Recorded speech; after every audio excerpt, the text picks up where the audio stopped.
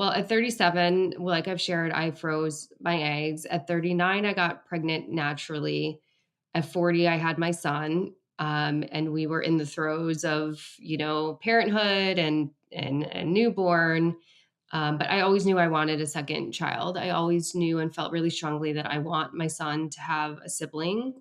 Rob has siblings. I have siblings. I think it's a really important relationship and just to have that person to go through life with.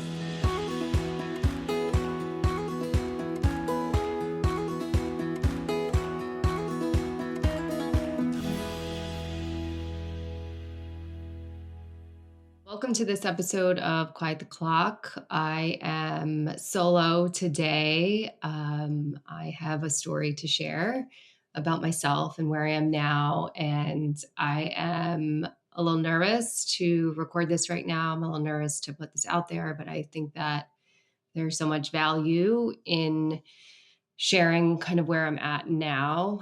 I want to just sort of say trigger warning for anyone that is struggling with infertility or recent loss. Unfortunately, that's what today's episode is about. And I know when you're going through those things, that something like this can be really hard to listen to. So I just want to lay that out there. And if this is not something that you're ready to hear or to listen to, please, stop and don't listen. And I totally get that. I totally understand that. Um, I had not intended to do the solo episode. I really love sharing the guest stories, and through sharing their stories, I can also share mine. And I think if you've been listening, that you see that as we're doing the episodes where I have my amazing guests on, where I, will share a little story about myself or how I relate to something the guest is saying. But I have not been on here in a solo capacity since the beginning of Quiet the Clock, the beginning of season 1, where I started sharing, my egg freezing journey, why I started this podcast, why it felt important for me to cultivate conversations. And just through everything I have gone through recently, I continue to tell myself that there was purpose, and this purpose is to share my story and hopefully connect with other women that are in this space, or just share more about what I've learned, about what I've gone through recently. And watching the film back from LA, we were out in LA in the beginning of February. We filmed 10 amazing episodes out there. And watching those back, I was sharing things in those episodes that are not quite true any longer. There's some are true in that, what I'm about to share here today in terms of my journey.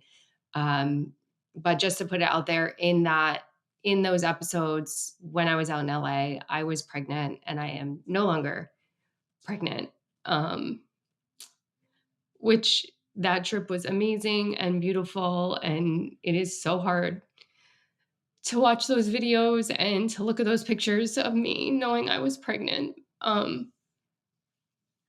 So, but knowing that those are coming out, I think there needs to be more context to what I say and what I share in those episodes. And I had made a promise to myself and to this community and everybody listening that I would always be really open and really vulnerable about my journey and what I'm going through. And so that's why this episode is so important.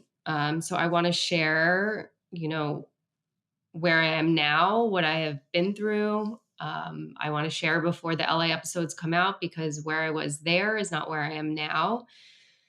So I guess I will back up to where do I start this?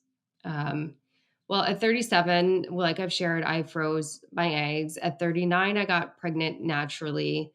At 40, I had my son. And we were in the throes of, parenthood and newborn. But I always knew I wanted a second child. I always knew and felt really strongly that I want my son to have a sibling. Rob has siblings. I have siblings. I think it's a really important relationship and just to have that person to go through life with. But again, Rob and I didn't really align on that or the timeline of that. And those very hard conversations started again about, would we do that? When would we do that? And, I kind of did feel right back to the place where I was at 36, 37, 38, about wondering whether or not I would even have a baby. And now I was back in a place of wondering whether or not I would have a second and my son would have a sibling. And so Rob and I, do what we do best is we hear each other out, we talk it out, and we come to a place that feels good for both of us. And where that place was the decision to take those frozen eggs and make embryos and just see where we were at. And that was suggested to me by my current doctor, Dr. Alexis Green, who's incredible and amazing and really always takes the time to listen and answer my questions. And every so often I find myself in the fertility doctor's office just to check where things are at, just have a conversation, maybe get some questions answered and feel a little bit more reassured. And she was incredible because, I could be really open and honest with her and just say, hey, here's what I want, but here's where we're at. And she was like, listen, if you were telling me you guys were on the same page, I would tell you to try naturally. You got pregnant naturally at 39. She's like, but that's not what you're saying to me. She said, why don't you take these embryos and just see what you had? And that really stuck with me. And then I brought that to Rob and you know, several conversations, we came to the decision to make the embryos. And I believe at that point it was last summer. So maybe June, July ish. And so we started that process with Dr. Green. And Dr. Green works with two labs, one in the city and one in Greenwich. And just based on where we live, Greenwich was way more convenient for me and for us. And so I started to do all the paperwork to get my eggs transferred from the clinic in the city or to wherever they were stored. I didn't even know where they were stored. And maybe that's something I should have known. And if you've frozen your eggs and you don't know where you are, maybe that could be helpful information for you to have or find out. I wasn't really not even aware of where my eggs were, which sounds kind of silly to say out loud. But that's one of the things I don't know, we talk about enough too, the amount of paperwork and logistics and appointment making and all of the things that just go into the background of all of this. So I started to do all the paperwork, coordinating with the clinic in the city, coordinating with the lab in Greenwich. And in the midst of all that, and it was getting things notarized, and it was just a real hassle. It was not easy. And in the midst of all that, the Greenwich lab had an emergency closure because there was something with their senior embryologist. And I just my heart fell out because I was ready to get going. I was ready to just see what we had. I was excited that we were at a point that we agreed to do this. And then there was this roadblock. And this is what I will say, and on a lot of reflection and processing, is that my impatience really was a disservice to me. And I'm really working on continuing to stay patient. I would say I definitely am a person that if I identify wanting something, I'm ready to go for it very quickly, whether that's a trip, an outfit I want, whatever it is, I want it. I want to go for it now. And that is magnified to a millionth degree when we're talking about babies and expanding my family. So I started to work to coordinate with the other lab that Dr. Green worked with in the city. And that just didn't feel right. Something didn't feel right about that clinic, just the way they responded, the communication wasn't great. And I just wasn't really feeling good at that place. Now back up to season 1 of Quiet the Clock with Dr. Brower, who's amazing and incredible.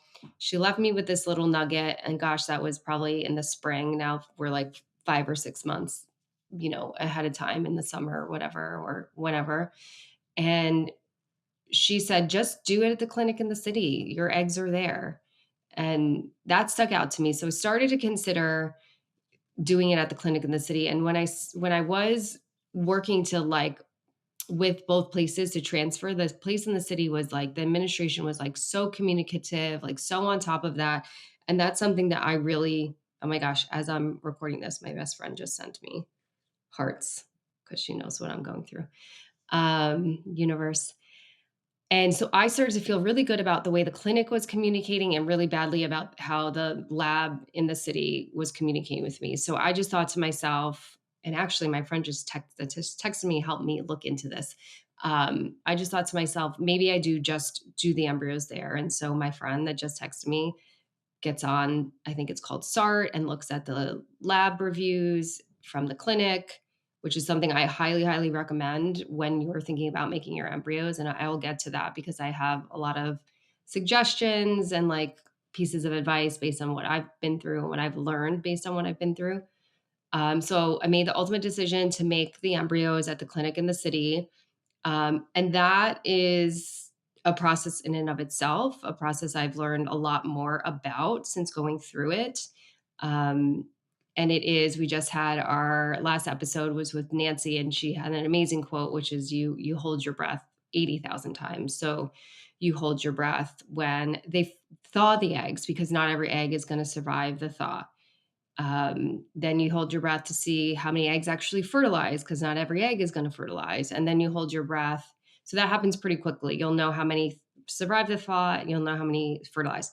Then you have to wait to see how many make it to day 5, day 6 blastocysts. So you hold your breath for that. Then you find out how many make it there. And then if you choose to do the genetic testing, which Rob and I did choose to do, I think that's about 2 weeks. So then you wait 2 weeks to find out what you're left with, how many normal embryos that you're left with.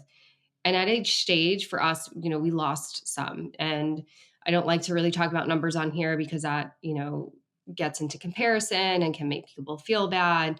But I'll say I was very happy with the number that we got. And from there, we decided to move forward with the first transfer. And that was not an ideal experience for me. And the communication I was getting administratively did not translate in terms of patient care. So I felt very left in the dark. I felt unheard. I was not communicated with. I had medication that I didn't know what to do with and wasn't getting answers on. I never spoke to a doctor, which I do understand you speak to nurses more than you talk to doctors, but I had no relationship with anyone there. Like I would go in for my monitoring and my blood work, and someone would call me in the afternoon, and it would always be a different person. And I was like trekking from Westchester, driving to the city, like leaving Rob to like manage Gene all by himself to get there and do that. And I just remember in my gut feeling, this is not right. This is not right. I don't feel good about this. And, I encourage everybody to make sure they have a relationship with somebody wherever, whatever clinic or place or doctor you're working with that makes you feel really good, because it's a very isolating process. And it just made everything 10 times harder to not feel like I got the communication I deserved, feel like I got the attention that I deserved. I never saw or spoke to an actual doctor until minutes before my transfer, where I am need to pee so badly, because when you go in to transfer an embryo, you have to have a full bladder. I'm in a gown. I had just taken, I think, like a, whatever med to relax me. And like this guy could have like passed me on the street or like screamed in my face. I never would have known he was a doctor. So that was super, super unsettling. And the other thing that came up when I was going through that was my THS level was high, which is an indicator of thyroid function. And it was 2.9 before my transfer. And again, I didn't know any of this, but if you're not a woman trying to get pregnant, that is an okay number. But if you are trying to get pregnant or they're going to be transferring an embryo, you want it at 2.5. And I did not trust my gut with that. And the nurse reassured me it would be fine, fine, fine. They also reassured me that a natural transfer versus a medicated transfer would have no difference and be fine, fine, fine. And for me, in terms of the natural transfer, I was just supported with progesterone suppositories. I had no estrogen and nothing else other than that. I didn't get any like antibiotic. And I know all of this because my second transfer was all medicated, which I'll share about in a little bit. And I was really concerned by that level. And I like was asking my acupuncturist. I texted Dr. Brower, and she was kind of like, I would really want it at 2.5 before transfer. There was a miscommunication in terms of like the medication. They told me they would redo my blood work and call me back to let me know if I should start the thyroid medication. They never called me back. I ended up calling them back, and I started the medication on a Saturday. The transfer was on Tuesday. And to my knowledge, it's probably not nearly enough time to like make any difference in the thyroid. So that was another thing that went wrong in the first transfer. And I know this is a lot of information, but again, just knowing, having more knowledge. So understand what your thyroid level is, know that it should be at 2.5 or under. And if it's not, again, this is where my impatience didn't serve me. Like I wanted to do the transfer and I didn't want to have to cancel it. And the day before I was in tears because I wasn't getting any answers and texting Dr. Brower and I'm like thinking to myself, I should just call this whole thing off. And I didn't because I was really ready and I really wanted it. I had another suggestion from another woman that I was working with, more like healing work. And she suggested I wait a month to like unblock some things. And I didn't want to wait. So I didn't trust my gut. I was way too impatient and I moved forward with this transfer that didn't feel good by any means. And it didn't work. It didn't work. And uh, the waiting is torturous. So after you implant, there's like a 9 to 10 day wait before you do blood work to show whether you're pregnant or not. And um, it's really, really hard. You're trying to like take care of yourself. You're like doubting if you're doing too much.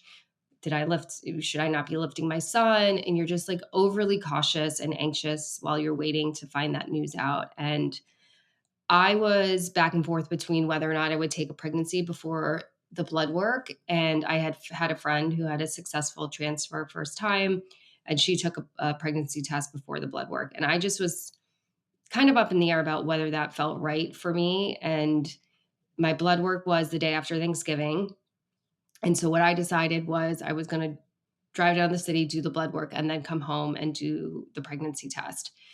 And what's weird about the 2 week wait, there's almost these like feelings or emotions or symptoms that you just start to like to attach to and say, I think you're pregnant. Like it's almost psychosomatic. You almost like make up these things in your head that feel like you're pregnant. So I did feel like I had some of those symptoms, but I obviously really didn't because I wasn't pregnant. And um, we had spent the night. So the blood work was the day after Thanksgiving. We had spent the night at Rob's parents, and Rob was still at his parents with our son when I left very early to go to the city. And so when I got home and did the pregnancy test, my sister was here with me and Rob was not home yet. And I took it and I just really thought it would be positive. And my sister and I like left in the bathroom. We went into my bedroom and we're just kind of hanging out. We set a timer and we went back in and I saw not pregnant and I just fell to the floor, hysterical crying. And I just couldn't wait for Rob to be home because I just wanted to be with him. And it was really devastating. And I just had some false expectations because I had gotten pregnant so easily with my son. And I just assumed my body is built for this. This is going to work. And it didn't work. And that was extremely devastating. And I think the weight of the whole process poured down on me too. And just looking back about like how there was no communication, how I felt in the dark, how I felt like I had these things happening that I didn't understand. And it just all culminated and it was a very hard weekend. Um, yeah. And I immediately went to work to transfer all those embryos back, not back, but where I had started, I to Dr. Green. And so I worked tirelessly to make that happen ASAP. And the place in the city told me that it would be 6 to 8 weeks to get my embryos. And I told them absolutely not. And I was on the phone with the patient experience person like multiple times telling them how awful my experience it was. And they really worked to expedite. And the guy in Greenwich was amazing, worked to expedite my embryos out of there. And the guy in Greenwich was like, don't worry, they're coming to us. They're going to be in safe hands. We're all good. Um, and then there was this other miscommunication mishap where I got an email saying that only one there was this mix up where it made me believe that there was only a one embryo going to Greenwich. And I was like, wait a second, we have X amount left. So just for everybody listening, the ones they're still there, like the ones that don't come back genetically normal, they're still at the clinic. And you can ask like what the abnormalities are. I've since met with a genetic specialist that have went through that with me, but no one communicated that with me for me to know that those actually existed. And, I told the woman on the phone, the patient experience person, like, I don't know to ask those questions. And also, anytime I'm on the phone with you or your phone number shows up, I'm instantly in a state of anxiety because I don't know what I'm about to hear. And so to expect that patients know to ask these things is unfair. So to anyone listening, if you go through this and you get X amount of normal back, whatever made it to blastocyst, like, and didn't come back normal, they're still there. And you can ask about like the abnormalities and, the status of those. I didn't even know that they existed. So because of all that mix up, I read an email in a way that made me think we only had one embryo going to Greenwich. And again, I fell on the floor crying, and the guy from Greenwich like very quickly cleared that up for me, and he was amazing. So fast forward, now we're into December. Um, I did some more healing work, the work I should have done before, I did the first transfer. But again, I was extremely impatient and was just ready to get going on all of this. I did some other things to take care of myself. And, we met with Dr. Green for our game plan. And I felt like really in a good mental, emotional, physical state to move forward with another transfer. And that experience was a million times. I couldn't even think of the word to say. It was like a million times better. Dr. Green was at every one of my appointments except when she was away on vacation, but she, was constantly communicating with the doctor that saw me. I felt like I got all my questions answered. I got really attentive care. I did not feel in the dark about anything. We completely changed the protocol. I did a medicated cycle, which was for me estrogen patches, estrogen pills, progesterone shots, and then I got a couple other things that help with like an antibiotic and one other thing. Like I got 5 different things that I didn't get at the previous place. And that was a protocol that really did work for me. I mean, it is a lot. The shots are a lot. I end up having to do, and I'm not good with needles at all. I hate needles. Like if I could have someone holding my hand doing blood work every time, and I'm 42 years old, that would be amazing and great for me. But I ended up having to do my first shot in a hotel room in South Carolina by myself with my sister on FaceTime. And then I did 2 of those on my own. I did a couple on my own if Rob wasn't home, but mostly Rob was doing them for me, which was super helpful. Um, and yeah, and that one worked, and we got really good news. I was so extremely nervous, but I felt more confident just because of the experience I had with my doctor. But I was so nervous. So you go in and you do your blood work. And I emailed them right away. I said, please don't call me, call Rob. And I was downstairs working and I hear his phone ring and I hear him answer. And I could tell by the way he answered that it was our doctor. And then I'm kind of like trying to play detective and I'm like, okay, it's not a short phone call. He's still on the phone with them. Maybe that's good news. And he came downstairs on the phone and he said, you're pregnant. And I was so excited and I was so relieved. Um, and it was just such good news. And like, I actually saw, so the way my doctors work, there's a portal, and I think like everybody has a portal now. And I saw the blood work come through, and I'm like, this was like before we got the phone call. And I said, I'm not ready to check because once I check, this day can go one of 2 ways. Because if it's not good news, I'm out for the count for the rest of the day. And I was like, I need to get some more stuff done before I even look at this. But then they called us with good news. Um, and I felt amazing and I felt relieved and I felt excited and I just felt a range of things. Um, and it just felt like everything that I had put into it, like culminated in this amazing news. And I was just so excited to now be on my pregnancy journey and, um, expand my family and all of the things. And so everything was going well for a good amount of time. We go out to LA, we film all these amazing episodes, met so many amazing people, just had the best time. I'm out there doing my shots, bringing all the medication. And I think I talk about this in one of the episodes, like I had to, because with the shots, you have to take them during a certain time window. So on my flight, like my flight was originally supposed to land at one time in LA, and that would have meant I had to do it on the plane, but we happened to get in early. So I raced off the plane and was able to do it in like the airport bathroom. But when it's just kind of funny and you're excited, like who cares? You're pregnant, like I'll do the shot wherever. And I came back from LA, and that Monday we had our first scan, and that went well. Like we saw everything we were supposed to see. They're looking for, what I learned was a fetal pull. They saw a heartbeat flicker, and it's not really the appointment where you'll like hear a heartbeat. Yeah, so all looked good on the first scan. Sent us on our way. Said to come back the following Tuesday. No, I'm sorry, following Thursday.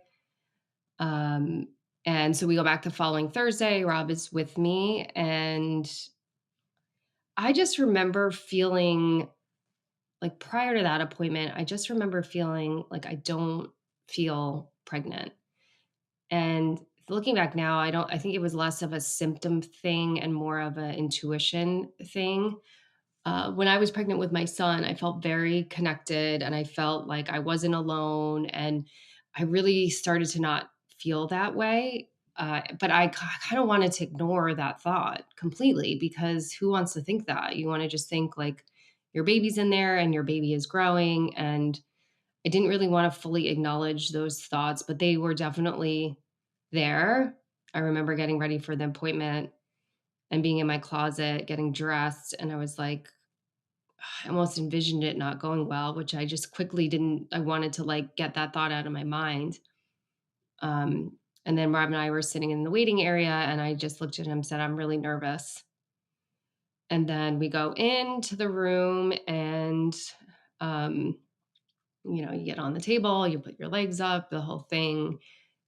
And I knew immediately something was wrong because I didn't see anything on the screen. And then you can almost like, if you've ever been through this, like you can feel the doctor's energy too. And she kept moving like the probe around and trying to like get a different position. And then she said, I don't see anything. And I couldn't control myself. I was hysterical. I was hyperventilating. I was shaking. And then she tried, like a different way of doing the ultrasound, and still nothing. And she brought in a tech to get like second eyes, and there was nothing. And she said that the baby probably stopped growing shortly after that first appointment. Um, and I was just heartbroken. I was in disbelief. I will share, I'm almost a month out. No, I'm more than a month. I'm like 5 weeks from that moment in time and that place. And so it is a lot easier to talk about and talk about here. And again, I want to share this because I, committed to be vulnerable. And the whole time I'm going through all of this, I just thought like, I will share all of this and I will pay this forward. And hopefully it's helpful to even one woman. Um, so if it seems like I talk about this with ease, it is not easy, but it has gotten easier. And the rest has been a whirlwind. 5 weeks have felt like 5 years. Time has moved so slowly. I've also in that time done a million and one things that I will get into and share here, and probably share more in depth on another episode or on social media, because I have dove very deeply into doing a lot more research on things, and I'm blown away by what I've learned. For me, I made the decision to not do a DNC. Dr. Green was amazing again to lay out all my options and sort of let me know pros and cons of the options. Um, and in that moment, I just couldn't imagine myself back there the next day, because if I did decide to do the DNC, I would come back the next day and have that done. And I was like, I can't come back here tomorrow. And I said, let's give my body time to do its own thing. And I really sat with that decision even after that, because I went back the following week and my body hadn't passed the tissue. And she just let me keep waiting because I'm like, I don't want any more medication. I just spent so much time pumping myself with so much medication. I was like, I don't want any more medication and I don't want a procedure. And luckily, I guess luckily, unluckily, my body did do its thing and passed everything on its own, which was a horrible experience in and of itself. I was bleeding tremendously. I was thought I might have to go to the hospital. I was losing so much blood, and it's I'm sorry again. This is a lot, but it's the reality of it, and the reality of what so many women go through. And I sit in disbelief that I am in this camp of women, and no one wants to be in this camp. But the power of sharing your story, and I've connected with so many women that have been through this since I have been, and that's been extremely helpful, because while you have friends that are so loving and so supportive and checking in, there's almost a separation now of like, you just don't get it. You don't get it. You haven't been through it. And I love and appreciate all of their support, but there's a different kind of support that comes from a woman that has been through it and does get it. So my body did its thing.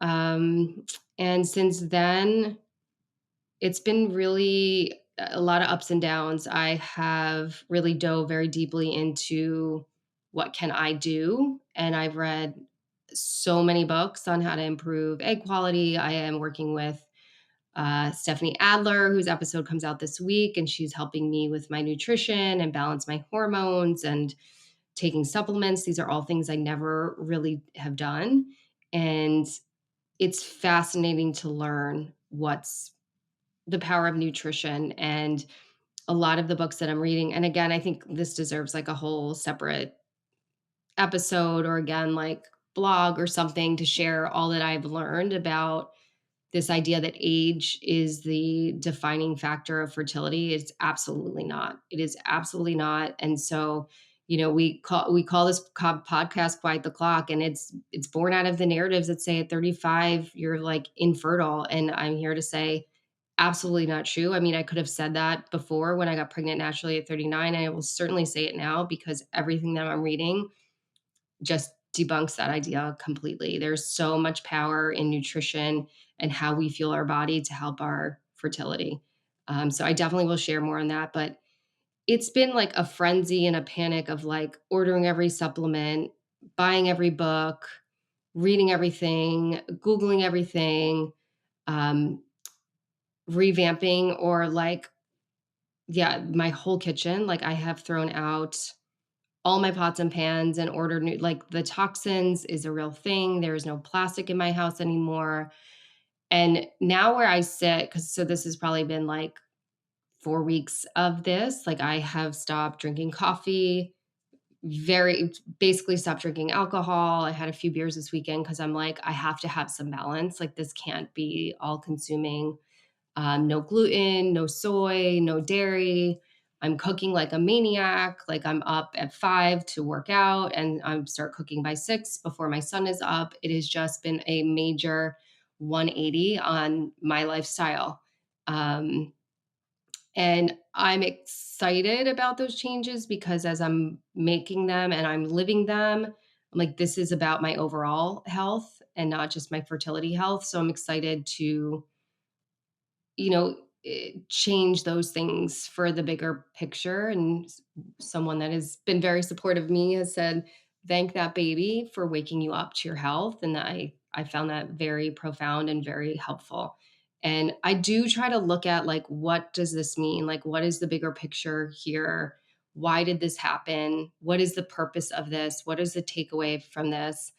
And I think it is this awakening to my health, because while I consider myself a very healthy person, I was not entirely healthy. Like, I was taking no supplements or vitamins. I was definitely not eating enough protein. I would have a jam-packed day and like eat a protein bar like on the run, thinking that was really healthy. way too much coffee.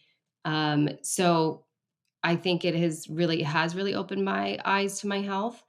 Um, and I just have been seeking out so much information and so much support, and that has been extremely, extremely helpful to me.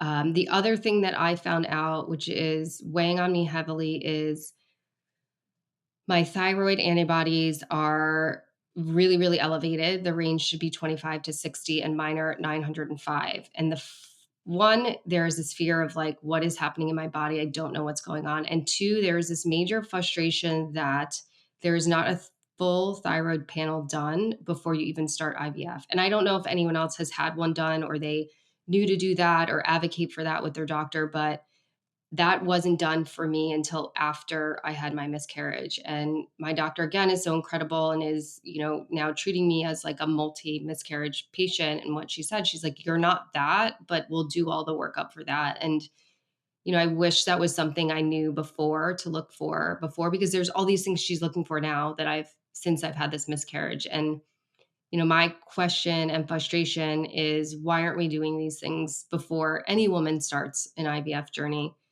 Like, if we could safeguard or problem solve or problem shoot for something and fix it before we transfer, that would be amazing and share and save so much freaking heartbreak. So much freaking heartbreak. So I have a frustration with that. And I have a real fear of, is there something really wrong going on or bigger that I don't know? And when I tell you I've done everything, I am doing everything. I met with a genetic specialist. I am meeting with a reproductive immunologist in the beginning of April. I'm doing a spirit baby reading. I'm reading every book under the sun. Um, and the funny thing is, I tell my clients not to do these things, these deep dives. And so I had a little bit of a meltdown last night because I'm so overwhelmed by it all. And I decided last night that I also have to manage my overwhelm and my stress and find a balance with all of this, because stress is such a major issue in all of this too. And, it's not easy to not stress and just try to relax. But I think my energy right now is better spent on, you know, meditating or walking versus reading another chapter about thyroid, or trying to find a way to balance it and do both. So this has been my journey. And I guess, yeah, where I started goes all the way back to last year, where we started making the embryos.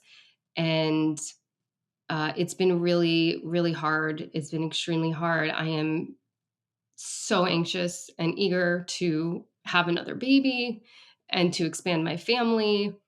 I am fearful that something bigger is wrong. And what I'm learning too, and I love my doctor tremendously, is that there's a lot of self-advocacy that has to happen. There's a lot that I've been doing on my own and researching on my own while also having support. But I was saying to Rob last night, I need to be equipped with information so I can have the questions. Like, I had no questions. I had no questions when I started this because I just didn't know. And that did not serve me well. So maybe I'll come up with some questions you can ask, and I'm going to share all the books that I've read. But if you feel something in your gut, like, listen to that. And patience is such a virtue. I wish I was more patient. I wish I tuned into myself a little bit more. I wish I trusted what was coming up for me. I just sort of pushed all that down because I'm like, I want this baby and I want this baby now. And I realize now, well, I do the mental math constantly because I wanted my kids closer together, and it's just not the reality. And I try to keep telling myself 2 or 3 more months will be a blip. If it means you find out what's going on with your thyroid, it means that you turn your whole nutrition around. And so I'm just trying to stay really, really patient. And one of the things I kept telling myself when I was going through all of this is that I can pay this forward and I can share my story. And I encourage anyone to reach out to me that is in a similar place, or maybe you're about to transfer and you want to know, more about thyroid. You want to know more about like health or things you can do as you prepare for that transfer. I'm here for all of it. If anyone has any questions or anyone just wants to connect and share their story, I have found so much comfort from talking to other women that have been through this. And I wanted everyone to understand where I was now and not listen to the LA episodes and be like, wait, what? Like, what's going on? Where's she at? And because I do share bits and pieces of that through, the interviews with the guests.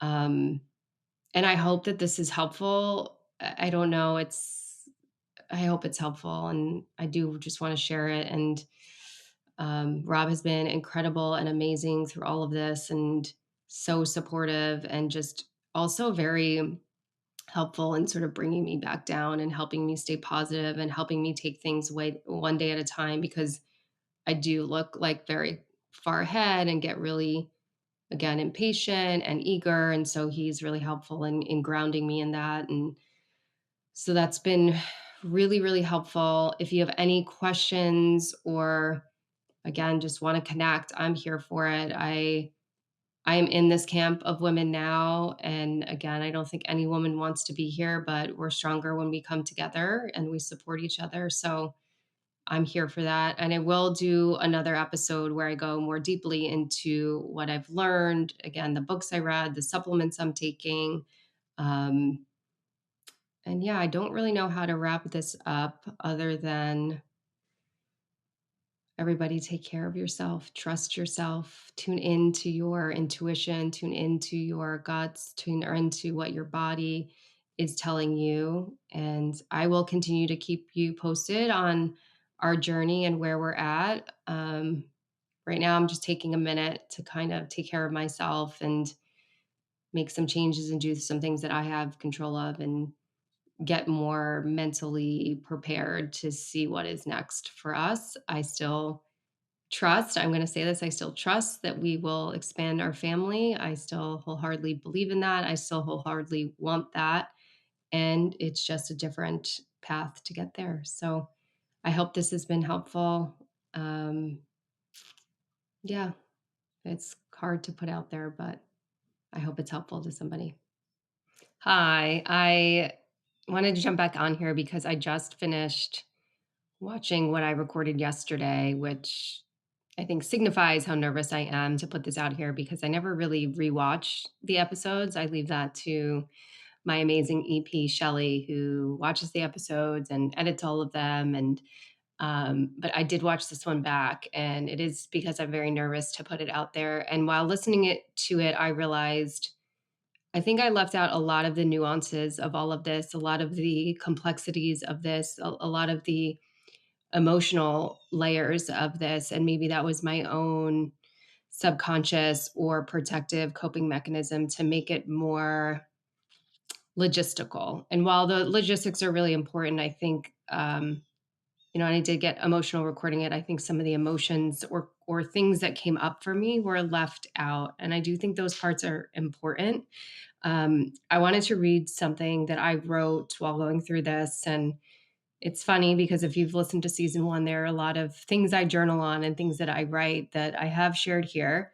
And I thought this one captured it pretty well. But before that, read that, I was thinking today about just like the nuances. Like, I don't know if anyone's listening that has been through this. Like, I got like superstitious about things. I got superstitious about where I parked when I went to the doctor, where I parked when I went to my acupuncturist. If you look at closely at the recordings of the LA episodes or see some of the pictures on our website, I'm wearing the medical bracelet for my transfer, and I kept that on until the ultrasound where we found out that we had lost our baby. And immediately, like in the midst of my hyperventilation and tears, I was saying to Rob, get this off me, get this off me, get this off me.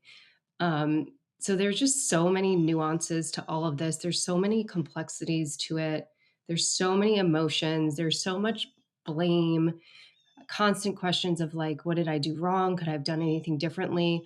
I went through the Monday when we had the first good ultrasound to the Thursday we did, and everything I did and questioning like, did I do anything? Did I do anything wrong? What did I do? So the blame is really huge. And I just wanted to read this because I think it captures just the emotion of it and what we women put ourselves through, the questions we ask ourselves, the emotions that we feel. And if this is helpful or relatable to anybody, again, I want to share it. So here goes. Less than a week out from my miscarriage. Well, I guess technically not even, because my body has not done anything yet. I'm still waiting for my body to pass this baby boy that I wanted so desperately. This coming right after a failed transfer. Most days I fight to get out of bed, which I do because I have a toddler that needs me. I rush him off to daycare and I get back into bed, where I've given myself permission to just have my coffee and zone out to love is blind. But then the guilt sets in and the piles of things to do are still there, so I muster some energy to get out of bed and fold the laundry or wash the dishes or answer some emails, and then I get back in bed. Bed is my solace right now. I feel alone, but I have chosen alone. The texts come in, the offers to talk are there, but I don't want to. What am I going to say that someone that had a successful transfer and a brand new baby in their arms to someone that has two very healthy children? They don't get it. I'm now part of a club that I never thought I would be in, and those are the people that I will and can talk to because they get the pain and the disappointment and the hopelessness. They get the extensive amount of effort, emotionally, physically, logistically, and financially, with no outcome. With a road still ahead that is just as uncertain, because for me, the road does not end here. I have to keep trying. But the trying is terrifying because there is a real possibility that I will end up here again. I foolishly thought that this would just work. I got pregnant with my son so easily, and I knew what a blessing that was at the time, but wow, do I really get it now? And then there are all the layers and complexities of being 42 and feeling like I'm running out of time, and now not trusting anything or anyone, the doctors, the clinics, and mostly myself. What did I do wrong? Did I drink too much coffee? Not take the right supplements? The thoughts are endless and the information is endless. I find myself signing up for all the things plugged at me on Instagram. I've ordered special teas, signed up for emails about infertility and how to prevent miscarriage, and then I don't even look at them because that is too much. That's where I ended that. I stopped there, but it still makes me really emotional. And I think a lot of people can relate to this. And again, I hope this episode was really helpful. It felt important for me to jump back on here and just share how hard it is, how lonely it can feel, how uncertain it could feel, how out of control it can feel. It's a really, really hard place. And if you're going through this again, I'm here. I'd love to connect to all of you and to all of you getting up each day and getting out of bed or giving yourself permission to stay in bed. I honor you, and I get it. If you like the episodes that you're hearing and you want to hear more, please subscribe to our channel and stay tuned for more incredible stories and tools. When I froze my eggs at 37, I felt alone, I felt unsure, I felt confused and uncertain. And when you're considering such a big decision, feeling those ways do not feel good. So we have created a step-by-step guide to egg freezing so no one else has to feel that way. If you are considering egg freezing, if you're curious about what the process looks like or what you should be thinking about, then this guide is for you. We were really thoughtful in how we put it together. I think it's a great guide. I think it's really comprehensive and covers a lot of the things to be thinking about, to be considering, and maybe some things you didn't even realize you should be thinking about or considering. The goal is to not have anyone feel alone in this journey. So if you're thinking about this decision, sign up through our website, quiettheclock.com, and make sure to follow us on Instagram and TikTok at quiettheclockpod. This is a very big decision, so I don't want anyone to feel alone in it. So if you're thinking about it, grab this guide, and you can also DM me with any questions. I'm here to support you through this decision and this journey.